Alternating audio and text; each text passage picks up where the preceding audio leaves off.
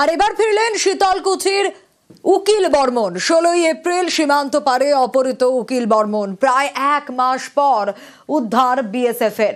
রাতেই উকিল বর্মনকে বাড়ি ফেরালো বিএসএফ। নিজের জমিতে কাজ করার সময় অপহরণ। উকিল বর্মনকে অপহরণ বাংলাদেশি দুষ্কৃতীদের। আরো বিস্তারিত জানাতে পারবে রাজেশ, রয়েছে আমার সঙ্গে। রাজেশ, এবার উকিল বর্মন তিনিও ফিরলেন। শীতলকুচি পণ্ডিতপাড়া গ্রামের বাসিন্দা উকিল বর্মন গত 16 এপ্রিল সীমান্তের উপরে নিজের জমিতে কাজ করতে গিয়েছিলেন, জলসেচের কাজ করছিলেন। অভিযোগ যে সেই সময় বাংলাদেশের বেশ কয়েকজন দুষ্কৃতী তাকে জোরপূর্বক তুলে নিয়ে যায় এবং এরপরে কিন্তু সেই দুষ্কৃতীদের হাত থেকে উকিল বর্মনকে উদ্ধার করে। প্রায় 1 মাস পর গতকাল রাতে কিন্তু তিনি বাড়ি ফেরেন। বিএসএফ উকিল বর্মনকে পুলিশের হাতে তুলে দেয়। তারপর কিন্তু পুলিশ তার পরিবারের সদস্যদের উকিল বর্মনকে এবং বাড়িতে তাকে নিয়ে আসে। বাড়িতে নিয়ে আসায় কিন্তু পরিবারের সদস্যরা যে চিন্তায় ছিলেন সেই চিন্তামুক্ত হলেন এবং অনেকটাই খুশি। পাশাপাশি পরিবারের পাশাপাশি এলাকাবাসীরাও খুশি। তবে উকিল বর্মন যেটা জানিয়েছেন যে তিনি আর সীমান্তের ওপারে চাষবাস করতে যেতে চান না, কারণ সীমান্তের ওপারে চাষ করতে গিয়েই তাকে অপহরণ হয়েছে। দীর্ঘ প্রায় 1 মাস তাকে বাংলাদেশে কাটাতে হয়েছে। এমন দাবি তার পরিবারও, এবং সরকার তাদের যে জমি সেই জমি অধিগ্রহণ করুক, তাদেরকে ন্যায্য মূল্য দেয় এবং সরকার তাদের একটা কর্মসংস্থানের ব্যবস্থা করুক, এমনটাই দাবি কিন্তু উকিল বর্মনের পরিবারের। বেশ, গত 16 এপ্রিল বাংলাদেশ দুষ্কৃতীদের দ্বারা অপহৃত ভারতীয় কৃষক শীতলকুচির বাসিন্দা উকিল বর্মন তিনি আজকে মাতৃভূমিতে ফিরে এসেছেন। তো স্বাভাবিকভাবে বিএসএফ এর কাছে যেহেতু হস্তান্তর হয়েছে, তার বাড়ি আসা সময়ের অপেক্ষা। আমরা অত্যন্ত খুশি, আনন্দিত। আমরা সংশ্লিষ্ট সকলকে আমাদের কৃতজ্ঞতা ধন্যবাদ জানাই। শীতলকুচি স্বাস্থ্য কেন্দ্রে মেডিকেল টেস্টের পর রাতেই পণ্ডিতপাড়ায় নিজের বাড়িতে ফেরেন উকিল বর্মন। বাংলাদেশি দুষ্কৃতীদের হাতে অপহরণের আতঙ্ক এখনো তাড়া করছে উকিলকে। মারধর না করা হলেও আর কোনোদিন সীমান্তের ওপারে জমিতে কাজে যাবেন না বলেই জানিয়েছে উকিল বর্মন। বাবা বাড়ি ফেরায় খুশি ছেলে। উকিল বর্মনের অক্ষত দেশে ফেরায় পড়শিরাও খুশি।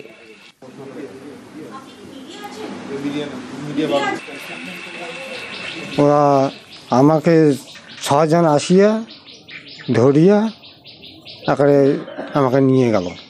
ওই সময় ধান খেতে কাজ করতেছিলাম, মারধর করেনি। আর যারা নিয়ে গেছে তারা বললো আমার লোকটাকে ফ্রি দিবে, তোমাকেও ফ্রি দেবো কাকা। হ্যাঁ, বিজেপির হাতে দিয়েছিল। তারপরে কি কোর্টে তুলেছিল? তারপরে থানায় দিয়েছিল। এখন কি করবে সরকার? একটা লোক যদি কার্ড জমা দিয়ে নিয়ে যায়, তাও যদি লোকটাকে ঘুরিয়ে আনতে পারে তাহলে চাষ করতে আর যাবেন। হ্যাঁ, কৃষিকাজ করে সংসার চলে। ভগবান জানে কি করে চলবে। খুবই ভালো লাগছে, একটা আনন্দের বিষয়। আমার বাবা ফিরে এসেছে, এটা নিয়ে আমরা খুবই খুশি। কিন্তু একটাই দুঃখ আমাদের, যে বাংলাদেশের জমিতে এইভাবে যদি আমরা কাজ করতে যাই, বাংলাদেশিরা যদি আমাদেরকে এইভাবে তুলে নিয়ে যায়, এতটা হয়রানি হইতে হয়, এতটা কষ্টের ব্যাপার। এই বিষয় নিয়ে ভারত সরকার যদি একটু চেষ্টা করে তাহলে আমরা খুবই উপকৃত হব। এটাই খুব টেনশনে ছিলাম যে বাবা কীরকম আছে, এটা নিয়ে ভীষণ আতঙ্কে ছিলাম, চিন্তায় ছিলাম। তো অটোমেটিক আতঙ্কে থাকার কথা। এখন তো খুব চাপ ওই পাশে যাওয়া না, বর্তমান বদ্ধ আছে ওই ভয়ে, ওই যদি নিয়ে যায়। এখন তাই যাচ্ছেন না? হ্যাঁ।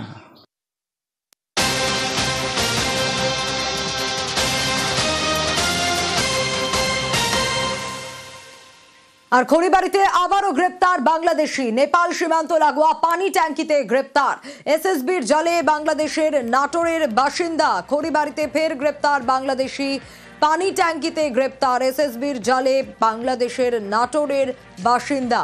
নেপাল হয়ে বাংলায় অনুপ্রবেশ, তারপরই গ্রেপ্তার।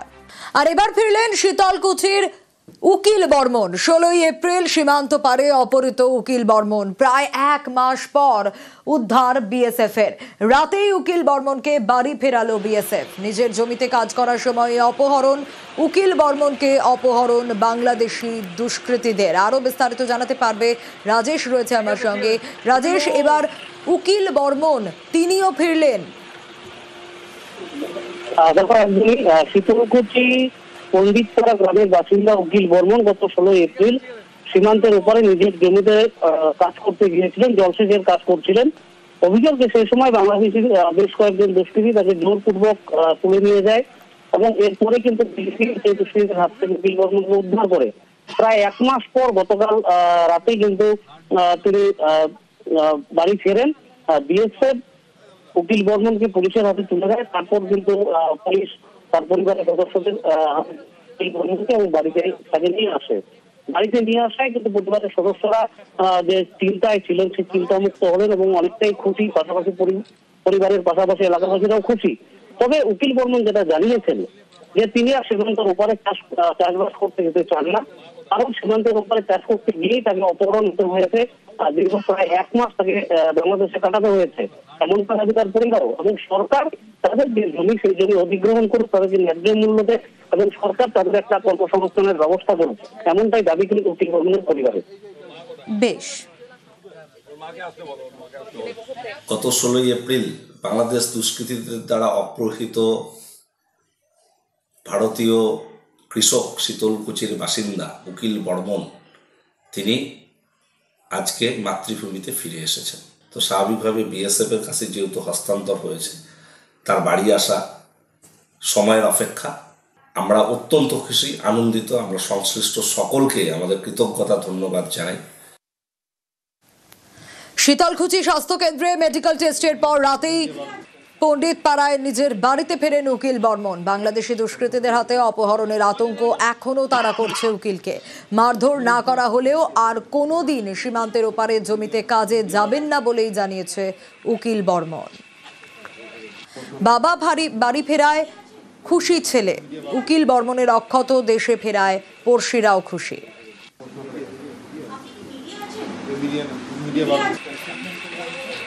ওরা আমাকে 6 জন আসিয়া ধরিয়া একেবারে আমাকে নিয়ে গেল।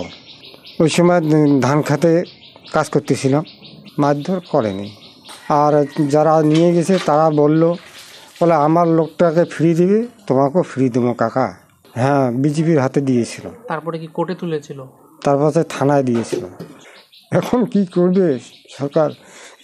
একটা লোক যদি কার্ড জমা দিয়ে নিয়ে যায়, তাও যদি লোকটাকে ঘুরিয়ে আনতে পারে তাহলে চাষ করতে আর যাবেন। হ্যাঁ, কৃষিকাজ করে সংসার চলে। ভগবান জানে কি করে চলবে। খুবই ভালো লাগছে, একটা আনন্দের বিষয়। আমার বাবা ফিরে এসেছে, এটা নিয়ে আমরা খুবই খুশি। কিন্তু একটাই দুঃখ আমাদের, যে বাংলাদেশের জমিতে এইভাবে যদি আমরা কাজ করতে যাই, বাংলাদেশিরা যদি আমাদেরকে এইভাবে তুলে নিয়ে যায়, এতটা হয়রানি হইতে হয়, এতটা কষ্টের ব্যাপার। এই বিষয় নিয়ে ভারত সরকার যদি একটু চেষ্টা করে তাহলে আমরা খুবই উপকৃত হব। এটাই খুব টেনশনে ছিলাম যে বাবা কীরকম আছে, এটা নিয়ে ভীষণ আতঙ্কে ছিলাম, চিন্তায় ছিলাম। তো অটোমেটিক আতঙ্কে থাকার কথা। এখন তো খুব চাপ ওই পাশে যাওয়া, না বর্তমান বদ্ধ আছে ওই ভয়ে, ওই যদি নিয়ে যায়। তো এখন তাই যাচ্ছেন না? হ্যাঁ।